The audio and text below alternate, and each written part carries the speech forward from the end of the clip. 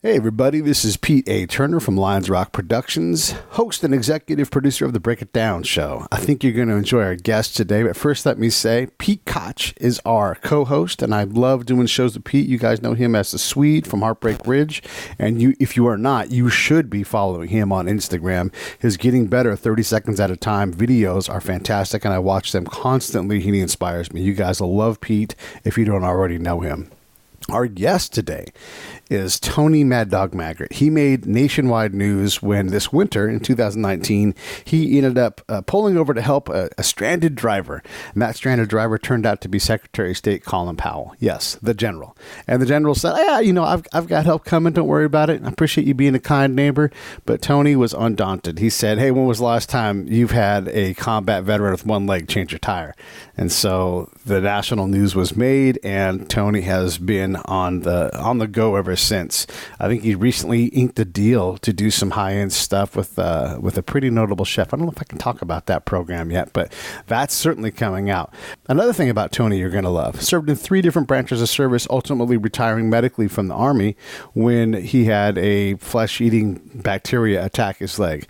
He's been to Iraq. He's been to Afghanistan multiple times. This guy is a legit combat veteran, and now he is a chef. He took his misfortune of losing his leg and converted it right back into passion. And he graduated from the Institute of Culinary Education, and he makes food just simple. You guys should certainly check out his YouTube channel. He does a lot of videos on there teaching you how to do, and it's just the simplest thing, but real food, cooked well, delicious. I know you guys are going to love our conversation, and I really appreciate you guys. Just a quick note on something that I'm doing and I'm starting to promote. And you guys, if you want to support, you certainly can. I'm going to be swimming around Coronado Island with the SEAL Veteran Foundation. They're doing an event to raise money for the families of fallen SEALs. If you guys are into supporting that, you can reach out. We'll put the links in both of the shows coming up. The swim happens in about 3 weeks. If you don't have little extra cash, even sharing is supporting. So just hype up those messages. Let other people know that we're out there raising money for a good cause.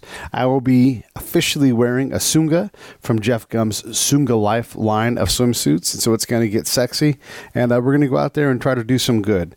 As always, if you guys like what we're doing, share, rate, review, subscribe. All of these things help, whether you're on Stitcher, YouTube, iTunes, and let people know. We're out there trying to do something special. If there's someone you want to hear from, let me know. I'll go out and get them for the show. I appreciate you guys, as always. It's always fantastic to share these stories. I love co-hosting with Pete, and you're going to love Chef Maddog Maggert. Lions Rock Productions. This is Jay Moore. This is Greg Proops. This is Jordan Harbinger. This is Dexter from The Offspring. This is Nathan This is East. Sebastian Younger. This is Rick Marotta. This is Stuart Copeland. This is Mick Gillette. This is Andy Summers. Hey, this is Skunk Baxter. This is Gabby Reese. This is Rob Bell. Hey, this is John Leon Guerrero. Hey, and this is Pete A. Turner. Hey,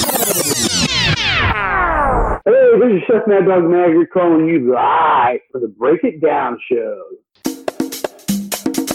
And now, the Break It Down show with John Leon Guerrero and Pete A. Turner. You know, it's funny out there on the Chef Maddog Maggert on all your favorite social media channels. We got Pete and Pete on the air. Go ahead, Pete. Thanks for doing my job for me, man. Mad Dog's awesome. If you recall, Mad Dog recently made the news because he was helping Colin Powell change a tire in some inclement weather. Mad Dog is an amputee, and these are things we'll get into, but this is who he is. But he's really a chef, and he's this guy. He's this powerful ball of positive energy, and I produce John Krotek's show, Straight Outta Combat Radio, and so his episode with Mad Dog will kind of act as a part 1. We'll probably get into some different stuff. And I should also say that on the air with me also is Pete Koch, who has co-hosted previous episodes. And so the thing I would ask the audience to do, if you guys would, go check out Pete Koch on Instagram, and you can follow him there. And both Pete and Mad Dog have YouTube channels where you can learn different things that they're doing. So that's how you support those guys. That's how you support us, is by going out and hitting these guys and giving them subscriptions. If you don't follow Pete's stuff on Instagram, you are making a mistake, because his self-improvement 30 seconds at a time stuff is fantastic. I'm constantly on there checking out things and just getting moved forward. And then Mad Dog, same thing. You're just going to love his positive attitude and approach to life. So I'm going to shut up and get out of the way and let Pete ask the first question. You know, Chef, one thing that came to my attention as I was doing a little bit of research on your background was the fact that and thank you for your service, the fact that you served our country in 3 different branches. I relate to this in an interesting way, I think. And I spent 6 seasons banging around the NFL. And when I got into the NFL and I was drafted, I was actually a first-round draft pick with the Cincinnati Bengals.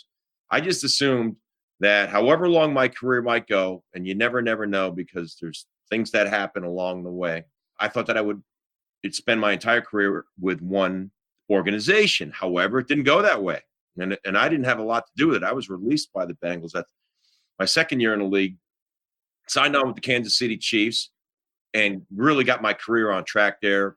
Was a starting player in a playoff game. The first time the Chiefs had gone to a playoff game in 14 seasons. And a lot of things went very, very well that way. Injury bug caught up to me again, was released. And then I ended my career with the Los Angeles, at that time, Raiders, Howie Long, Marcus Allen Raiders. And that was a great place for me to land and sort of end my career.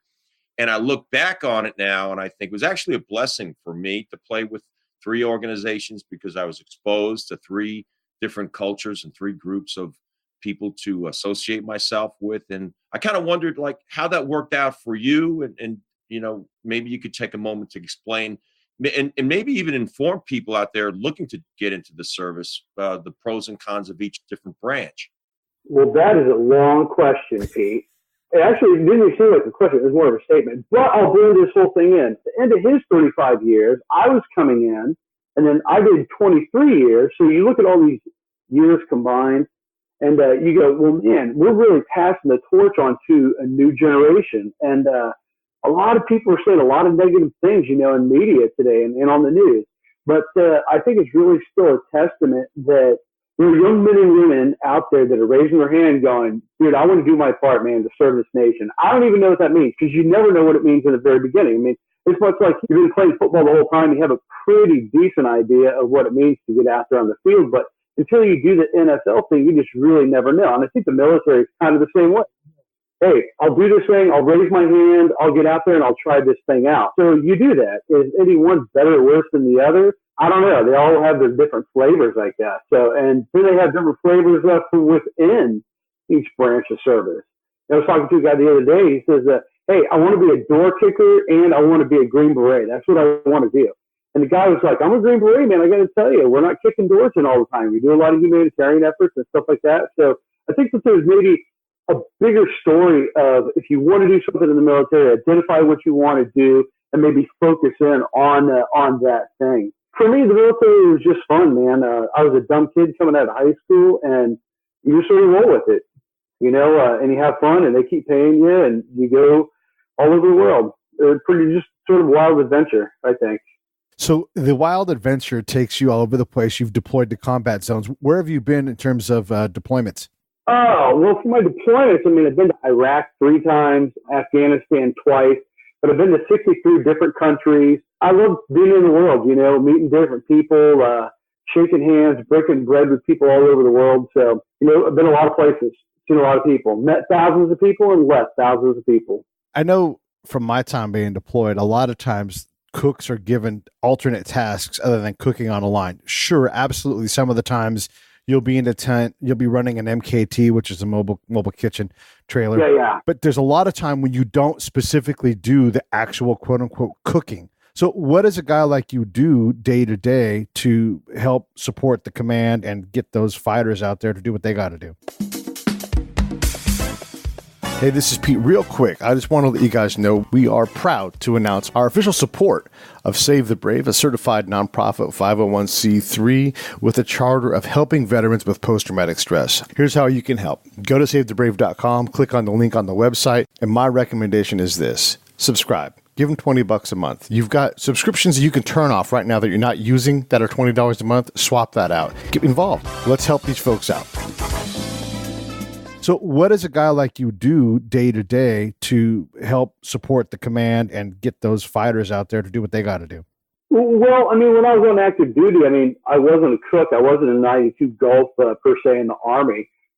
I just cook because I like to cook. And I'm sitting here looking at a picture of Pete online right now and going, why don't I look like Pete? Maybe I need to do something on my kitchen muscle a little bit better, you know? Maybe I need to go off air and talk to Pete on how I can look like he does. I wrote contracts. I was a contracting officer for the majority of my career. So my entire mission was contracting for expensive things for brigade combat teams, stuff like that, doing different mission dynamics, taking a 4-man team and injecting into, some crappy country and getting the assets that, the trigger pullers needed. Right.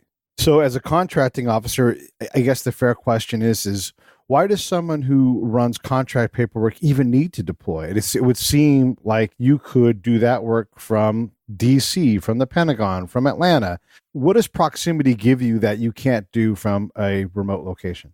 Oh, yeah, absolutely. Because you got to feel the pulse of who that commander is and what he's got going on. I saw this a number of times downrange. You have some BCT commander, a brigade combat team commander, and he's like, I need a bunch of stuff. I'm going to secure this entire town.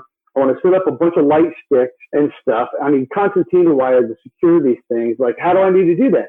His guys don't know how to do that.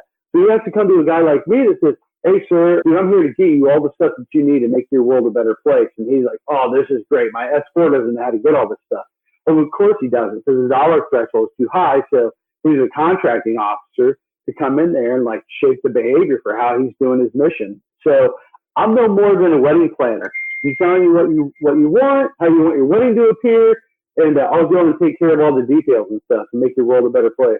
So why do you need to go down range? You got to see what's going on the ground. And we have to actually be there sometimes. Like when they had the earthquake in Haiti, they sent the 4-man team down there. And when you're buying hospital beds, stuff for all the doctors, cots, life support, cleaning the water, power generation, all this kind of stuff, the list goes on and on. So you're not just doing a one-time Amazon buy. You're buying everything somebody needs to be able to operate. So being on the ground is just part of the job. Tony, I appreciate that answer because as someone that didn't serve, some of the vernacular and the job, what they call it, MOS, these job descriptions, I find them fascinating. The entire complexity of the armed services, it blows me away. When I think about you and I look at your career and I look at your bio, 23 years served in 3 different branches of the government. Correct me if I'm wrong, but during that span of time, you went and got your bachelor's degree. I assume that you make a jump to becoming an officer during that time, and maybe you could elaborate on that just a little bit. And how does that change your position within the military? And kind of what was that experience like going from, assumably from enlisted to an officer? Yeah, Pete, number one, you know how that goes, man. When you're enlisted, you're up and forced to PT. When you're an officer, it's a little bit different or whatever. But as an officer, maybe you have a little more latitude to do different things, and just your job is maybe different. And it's cool that it's sort of set up that way. You have the enlisted world, you have the officer world. For me, I just got out of the Marine Corps, and I still didn't know what I wanted to do. So I finished my undergraduate degree, and I met this cute little girl the first night that I was in college, and she didn't want to take me out, and I've been with her for over 20 years now. And so I just sort of have been doing the things, just taking opportunities as they come. I guess you don't really think about the opportunities when they're right in front of you. You just sort of like, oh, here's an opportunity, I'll take it. So I went and did my undergrad, and I wanted to get my master's degree, and then I did that, and then I was like, I always wanted to go to a tier 1 business school, so I went to Indiana University, number 8 in the nation for a business school, and so I did that, and just kind of one of those guys that's like eager to learn different things, just taking on different opportunities. So I got out, when I retired from the military, I went to the number 1 culinary school in the entire nation. Huge shout out, Institute of Culinary Education in Lower Manhattan in New York. Now I'm sitting here going, well, now what's the next step? And so I just got an awesome job offer with Northrop Grumman. So I'm going to be heading to Alabama in the next few months. And so I'm just sort of taking on opportunities as they come. Pete, you know how that is. Yeah. Especially when you're talking about being with the Raiders. How many cities are the Raiders ever going to be in and just be in one spot, I mean, that's a big question, right? Yeah, absolutely. And I would also anticipate that, God, you had such an interesting, the way you moved around within the military in the different branches, exposed to so many things. I could just imagine. It's so interesting to me that you jumped and I think must have been a passion move to go back to school again. I mean, my goodness, you talk about man committed for continuing a man's education, undergraduate degree, graduate degree, a professional culinary school. mean, my goodness, when's it going to stop, right? But on top of all that, the most obvious thing to me would be you would be a powerful consultant because of your knowledge of the different branches of the government, of the military. Was that ever an option for you to stay within sort of, right on the sort of periphery of the military?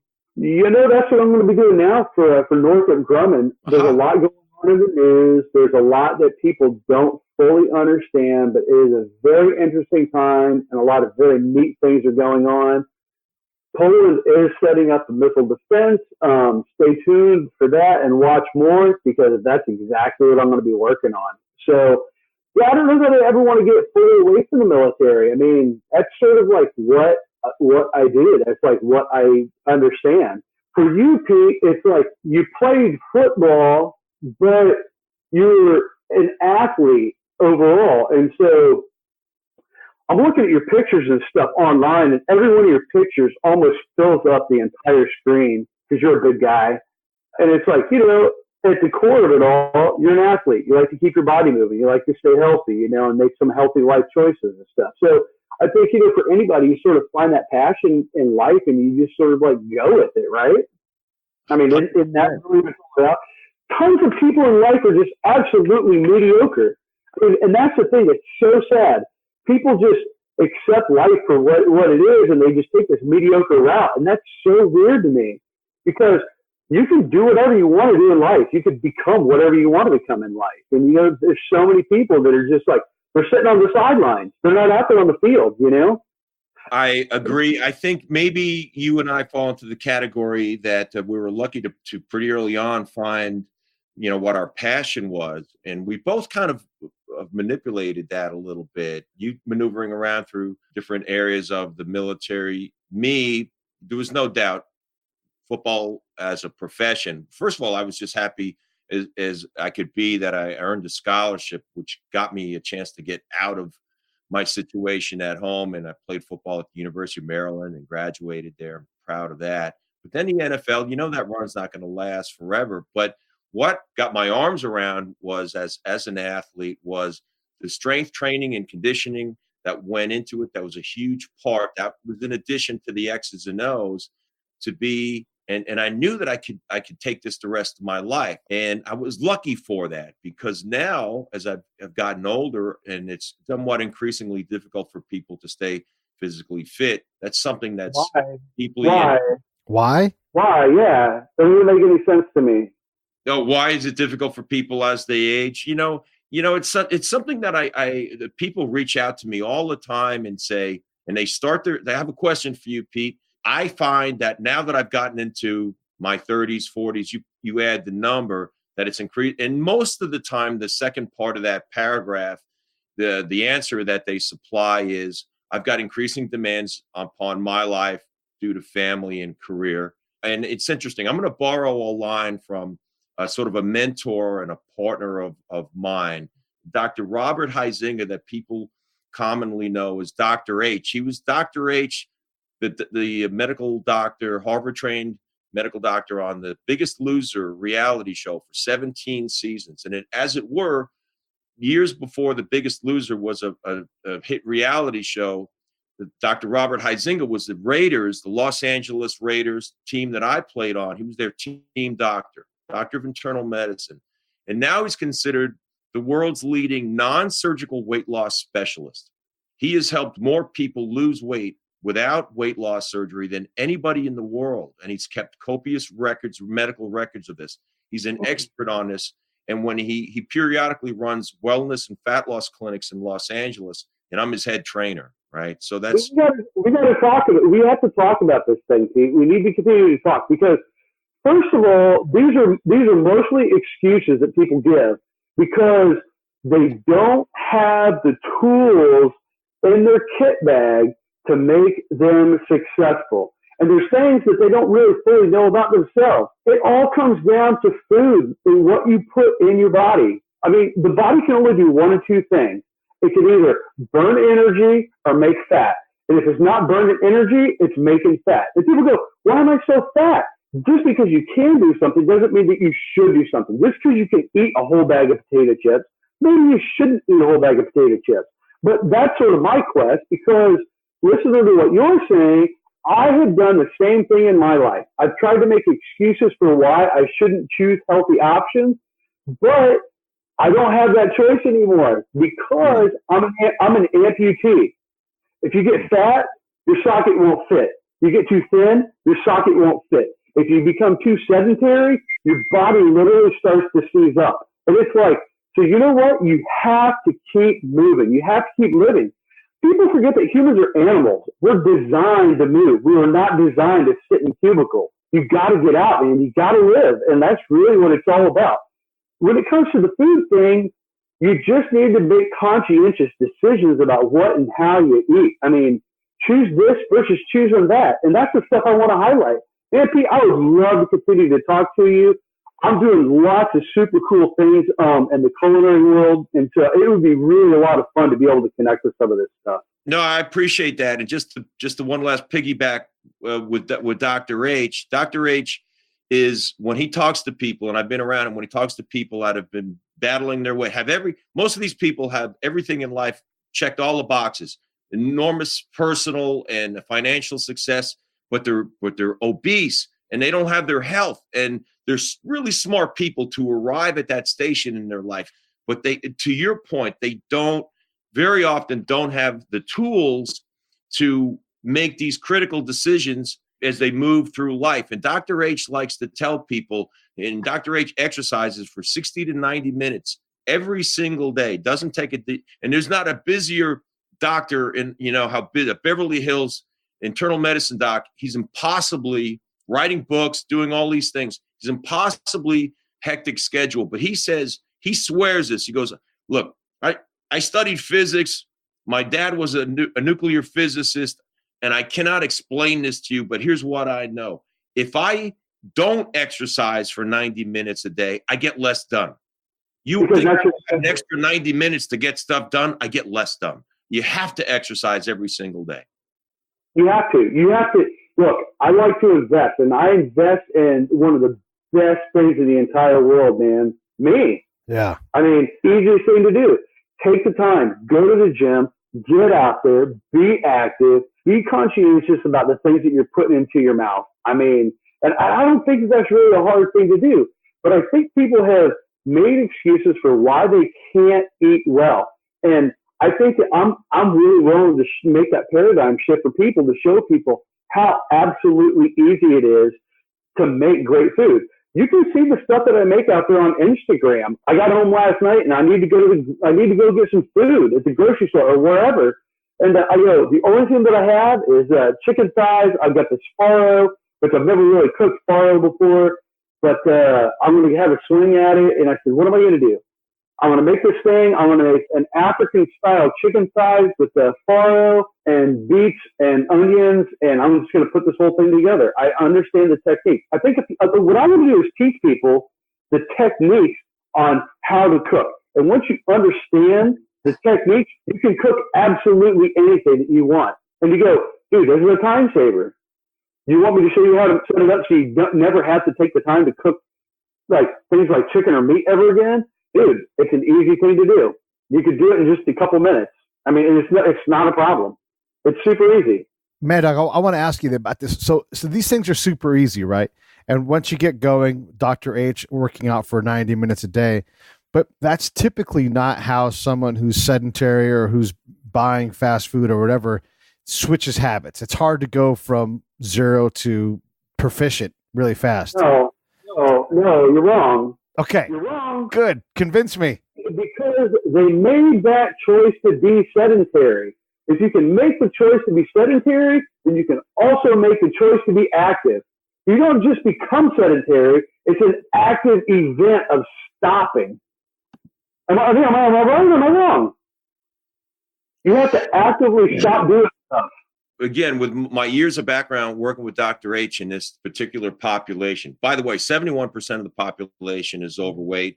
There's certainly a never-ending need for people on the fitness side and on the healthy food side like you are, Chef.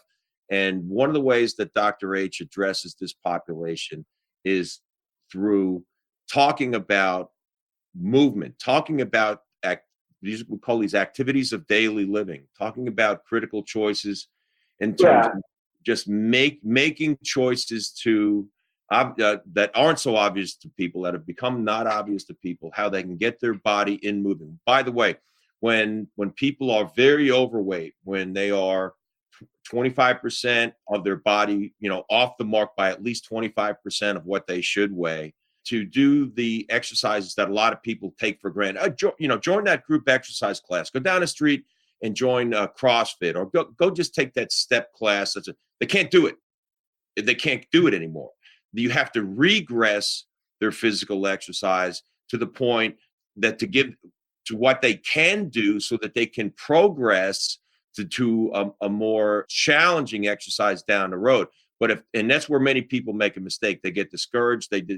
Something clicks and they join a class. They're going to get hurt through an exercise class that's too advanced for them. Dr. H talks all the time about simple movement, the most rudimentary movement of all, and that's walking. And he gets everybody walking, but I don't mean walk around the block. He gets people walking for typically at the beginning with people, they're walking 4 to 5 hours a day, not straight. That's too much. You have to break that up into digestible pieces. I don't mean to go down this road except to say that there's a strategy involved when people have gotten way off the mark in terms of their size, their weight, their physical health. And that includes also discussing and having that earnest conversation about the foods they're eating, quality and quantity. 100%. Yeah, 100%. I see people out there in life that are just unhealthy, and we'll just say unhealthy. People with diabetes, people with cardiovascular disease. But these are all self-inflicted wounds. And so when somebody comes to me and cries the blues and says, I just can't do it anymore, I go, well, then explain to me. I broke 3 vertebrae. I'm still going to the gym. I'm an amputee. I'm still going to the gym. I got flesh-eating bacteria. I got blood and bone infection. I'm still going to the gym and taking care of myself. I'm still keeping it moving. And so I have very physical things that have altered and changed me, but I don't make that excuse to say, I should be sedentary. You go, no, you got to live. Anybody can die. Anybody can do it. And everybody's going to get the chance to do it. But just don't do it early. Get out there and keep living. Mad Dog, I mean, this is one of the reasons I wanted to have you on is you're pushing people. Yeah, and we keep losing sight that, you and I were veterans. I go out and I try to swim an hour several times a week, 2 to 3 times a week. And because my body is broken down in a lot of ways, I've got to try to figure out how to not overswim because my ego will put me in the chair and I'll have to take a break. And you've got broken vertebrae. You're missing part of your leg. But we're still out there trying to do what we can to keep our bodies as fit as possible. I definitely need to do more work in this area. But what about someone who's out there who's like, yeah, but my body just won't tolerate it? How do you find alternate ways to work out? I mean, you're not on the leg press machine bucking 500 pounds because, you just can't physically. Hey, this is Pete A. Turner from Lions Rock Productions. We create podcasts around here. And if you, your brand, or your company want to figure out how to do a podcast, just talk to me. I'll give you the advice on the right gear, the best plan, and show you how to take a podcast that makes sense for you, that's sustainable, that's scalable, and fun. Hit me up at pete@breakitdownshow.com. Let me help. I want to hear about it. What about someone who's out there who's like, yeah, but my body just won't tolerate it? How do you find alternate ways to work out? I mean, you're not on the leg press machine bucking 500 pounds because, you just can't physically. I have to ask my leg workouts every day, believe me. It's tough. I mean, I used to be a marathoner. After 34 different surgeries on my leg, I'm going, I still want to get out and run. But anatomically, it just isn't happening. I mean, being an amputee is like trying to lay tile with no knee support, I mean, it can be a painful exercise. So do I have to do that thing or do I find something else? If you're saying, okay, I need to pump the brakes on how hard I'm swimming, maybe it isn't getting to a point where slowing down. You just need to make some changes, make some adjustments. So what are people doing when it comes to their dietary habit? I think that's the easiest thing to do is to change that. Changing what and how you eat. And I think there's just so many people that just don't know and don't understand like how to actually do that. And so through YouTube videos and stuff, I mean, that's sort of what my intent is going to be, is to just show folks. It's not that difficult. Every day for me, it's like, Daddy, what's for dinner? I don't have any choice. You don't, there's no second place for, making dinner for your kids, you got to do it. You have no choice. You can feed them garbage or you can feed them great food. And so I choose, making great food route, because I can make better food than what I can just go and buy. And I think that a lot of people don't understand food. I mean, what do you guys think? You think that people understand food well? One of the first things that comes to mind, and I hear these questions, and I love would get your opinion on some of the choices that are increasingly become, I think, confusing to people. For example, how important is it to buy an organic food? And does it matter? Is it depending? I've heard things like, it depends. Like, if you're buying grapes, it would be important to buy organic grapes because of their thin skin. Not so important when it comes to a banana, because you're going to pull this thick skin off before you eat the meat. Do you have an opinion on that? Yeah, I've steered away from both of these sort of discussions, and I like to go just straight to the farmer's market. I get a 2-for-1 deal. I get the dirt for the same price as the fruit or vegetable. It's beautiful. So I think that's sort of the way that nature intended, like water and it will grow. Not everything is supposed to be pretty. And I think that is one of the biggest problems, is people think that apples are supposed to be beautiful and red. But there's all sorts of varieties of apples, You have Granny Smiths, Red Delicious, Fuji apples. I mean, and the list goes on. But I mean, there's a deeper story on what things you're putting into your body and like understanding that thing. And most people want to accept the fact that all carrots are orange and they're cylindrical, but real carrots aren't. We have red carrots, purple carrots, almost bluish carrots, deep carrots that are almost like a deep red type color. And they all have different flavors. I mean, and they're knobby and they're not pretty, but industry isn't pitching that. They're not selling that. They're not going, let's go out to the farm, and get some of these fruits and vegetables. So Pete, do you live in LA? Yeah, I sure do. Then you go to Santa Monica and you go out to that farmer's market. These guys have gangster food. Believe it, man. It's so phenomenal. They're bringing stuff right out west of LA and then bringing that stuff to Santa Monica to the market on the weekend, right? That's right. No, I'm lucky enough. I live in Santa Monica on 9th Street, and the farmer's market is right there on 3rd Street. Yep. I want to sleep on your couch, man. I love that. I used to live in El Segundo. So more of these farmers markets and stuff are popping up. You can go out of your way. You could find farmers that will sell you a quarter cow, a half a cow. And the quarter cow will last a family, a family of 4, almost an entire year. Wow. I mean, it lasts a long time, and it costs almost next to nothing compared to the price that you pay for meat. So if I go and I buy a cow, it costs me about, last time I bought it was $2.34 per pound, no matter what it was. So if I had a cheap cut of meat or if I had an expensive cut of meat, it was still $2.34 a pound. So I'm really getting my money's worth, because if I buy sirloin, it's going to cost me $12 to $14 a pound if I buy it in the grocery store or something. Me, I'm buying it for $2.34 a pound. Same price as the rest of the animal. I just have to be able to utilize that animal, right? So, I think people could do it. I think that society is changing a lot because we're getting back to how we used to live pre-industrial revolution, where you had to buy things through the Sears and Roebuck catalog. But that new catalog now is Amazon. You don't have to go out anymore. You could bring that stuff to yourself. So if we have these things and we have the technology that's supposed to be making life easier and more efficient, are we not gaining better time? Are we not gaining a better 60 to 90 minutes? We can utilize it better, more efficiently, or are we just squandering it somewhere, being on the 405? I mean, so it's how do you value your time? How do you utilize your time? And your time should be how you invest that time in yourself. I mean, but I think people are just so caught up, and I've got to do this 9 to 5 job, and I'm bombarded by all these things. You have to prioritize what's important. If it's not important for you to live, then it's important for you to die. Get on with it. Just make the choice.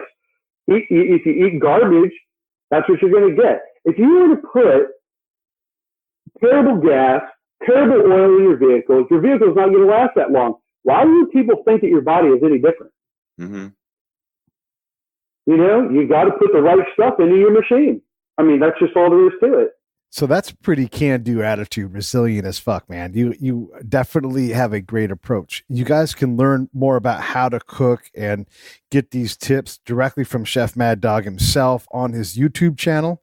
That's where he's going to be putting up all these videos on how to just make these fantastic meals. I mean, the best cooking school in the land, and this guy's going to teach you for free how to do it. And really, honestly, it is easy to cook this stuff. I'm a recently converted lifelong bachelor, you know, so I ate all kinds of junk. Congratulations. Yeah, I've evolved. Right. And then, of course, obviously, you got to check out what Pete Koch is doing. His workout stuff is fantastic, so make sure you check these guys out. Hey, I wanted to ask you a little bit about when you met up with Colin Powell. You had no idea he was in the car, and he was already had a tow truck on the way. But what pushed you to even pull over in the first place? It's so easy to drive by that car because, you know, they're fine. Well, I mean, are they? Like, why have we gotten so busy in our life?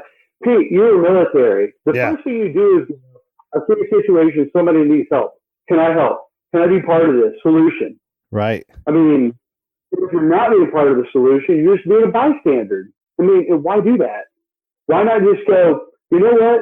I'll just take the time to help this person, you know? And you just sort of do that in life. Like, why not? You know what I mean? When life gives you opportunities to be successful, try to help other people be successful. Why not? Why not just do that? 100%. I love that attitude. You know, it's like, you know, all boats rise. And when you have a chance to give somebody a hand, you know, some years ago, 10 years ago, I decided I just wanted to further my education in terms of just general first aid, you know, in case I had a personal training client or anybody got hurt. I just wanted that. So I decided I was going to be an EMT, and I found what was involved, and they offered the training over at UCLA. It takes like a 6-week, 3 nights a week, 6 weeks program. You go through it, and I became certified as a emergency medical technician. And since then, it's the darndest thing. I mean, I've been able to be a first responder, the first person to pull over to the side of the road and help somebody that's been in an accident. This happens to me typically, I guess, about once a year. And now I actually know what to do. And, you know, all I have to do is keep the person stable and call 911 and keep them stable and calm until, you know, typically 8 minutes until the real first responders get there. But it's a good feeling, and to go and to be able to help people, it's a very powerful feeling. And whether you're an EMT or not, or just helping somebody change their flat, I love that story so much, Chef. I really do, because it's a metaphor for the way you live your life. And I love the fact that you're able to catch a photo with the general. Love this story so much. Yeah, it was cool, man. It definitely has brought a lot about a change in my life. You know, my phone never stops ringing now, which is cool. But it's like, what will you do with this thing, man? What will people's takeaway from it be, man? Will people, you know, reflect on themselves and say, you know, maybe I should stop, man. Maybe I should lend a hand. You know, why not? Why not do that? I'm with you guys on this. And you know, if I have an opportunity to help someone, I do. And I often laugh. My girl and I, we call ourselves Orange County First Team First Responders. We respond first, because quite often the first aid is self-aid. And then it's some guy jumping out of his car, you know, to you because you're in an intersection. And when you're in that moment as the person who's been in an accident or had a flat or had some kind of calamity come, yeah, sure, you're an adult, you can deal with it, but your body is responding to this thing, and it's really hard to get the simplest things done. And maybe a guy like, you know, Pete comes up and he just looks the other direction to make sure you're safe from traffic or some other simple little thing. Even if you aren't EMT qualified, you can get out and say, how can I help you? Or, you know, grab that gas can and say, you work on this part of the problem. And just having that help, that companionship, it really does go a long way. Because like I said, to start this whole thing, Colin Powell doesn't need your help to change a tire. Like he's got someone coming. Everybody's got AAA. No. He didn't have anybody coming. That guy's a beast. At 81 years old, Yeah. he was getting busy on changing that tire, man. I would always want to be on his side in the dark alley, believe me. Yeah, but the point is you stop because that's what you try to do to be a better person and render aid. I mean, it's like Pete said, once a year. Sometimes it'll be 4 times in a quarter. I'm like, wow, I've had to do a lot of things for other folks, and with my training and everything, I see a problem. If the car stops, I'm jumping out and I'm going to run towards that person and try to give them help. Well, for me, Pete, I mean, after 5 deployments, I like to deploy because of what our mission was, which is to try to make somebody else's world a little bit better. I'll never forget that when 9/11 happened, everybody said, those people, and anybody who looked like they were from the Middle East was those people, they were not good. And so in 2003, the mission that we were doing, we had no logistics, and I lost 40 pounds. We were getting really thin. But locals were bringing us food. And they said, you're making our world a better place. We're going to bring food from our house to bring to you guys so you guys can continue to stay healthy and stay strong and continue this fight. And I thought, man, all these people that are saying those people don't even know who those people are. I mean, they have such huge hearts, and that we're coming there to help them, and then they're helping us. So, I mean, one hand really washes the other. I mean, it's just so discouraging to me that in the States, man, we still have these strong racial divide. Different groups still have hatred in the hearts and stuff. And it's like, you really, at some point, we got to get over that and realize, man, it's all about just helping your fellow person out, like letting your guard down to help the person that's next to you out and what they got going on. Yeah, one of the things I've learned a lot from being a spy and being in people's houses is that when you break bread with someone, it changes the dynamic. Doesn't matter what the culture is. You have a chance to eat the food that they're proud to make for you. And then it gets even better in terms of what I had to do. If I can bring a local person onto the camp and make or have food prepared for them and put in front of them a good warm meal, it changes everything about how you trust that person, and it humanizes everybody in this interaction. I can't say enough about breaking bread with other people to break down barriers. That was one of the greatest sources of intel, is going out there with Bedouins and saying, hey, we're going to sit down with you guys and have some chai. You guys see any movement around here? Yeah, we see some people, man. They're not really part of these tribes. We don't know what they're doing. You go, well, man, this is cool. Like these guys are giving us intel. We're getting our bellies full, and we're sort of sharing this relationship and stuff. And so, that's just another one of those variables, Food is the great unifier. It's the only thing in the world that is 100% universal that brings people together, because you have to eat at least once a day. You have to do it. And you almost always do it amongst other people. And so, food is a great world unifier. Now we got to figure out how to make it a tool for the better, eating better foods.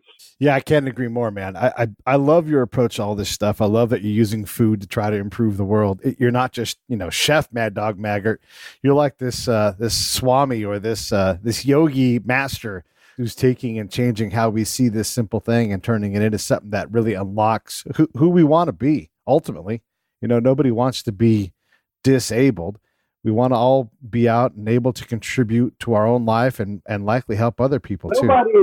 Nobody is disabled. Being disabled is a spectator sport. What you have is how your life is. That's just the way that it is. It won't change. If you have cerebral palsy, if you just have cerebral palsy, you don't go, oh, I'm disabled. You go, dude, this is the way my life is. This is the way that it goes. You just make do with it. I don't look at myself as handicapped or disabled. I basically just don't have a leg, and that's just the way that it goes.